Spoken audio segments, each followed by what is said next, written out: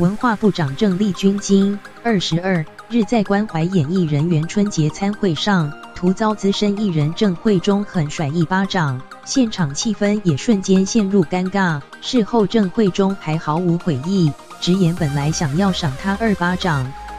据了解，郑慧中当年艺名为郑欣宜，曾是中视的签约歌星，1981年还曾拍摄性感写真集，没想到如今是因巴掌事件引起关注。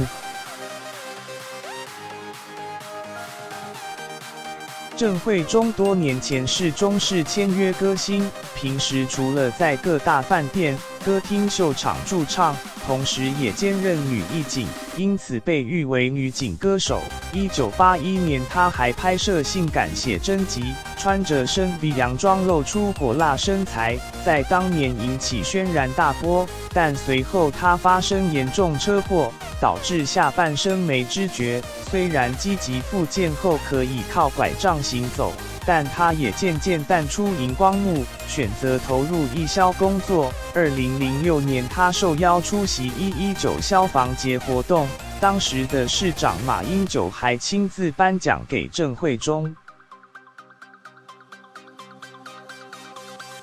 据自由报道，对于这次的巴掌事件，演艺工会理事长康凯痛批郑慧中行为野蛮，把演艺人员长久经营的形象都抹灭掉了。康凯还加码爆料，表示事发后自己曾冲过去训斥，没想到郑慧中竟回每个人都应该这么做，甩巴掌。我这样做很多人赞同，让他忍不住怒轰，这种人不适合待在我们协会里。至于郑慧中甩巴掌的原因，他认为郑慧中支持国民党，所以应是不满民进党的政策。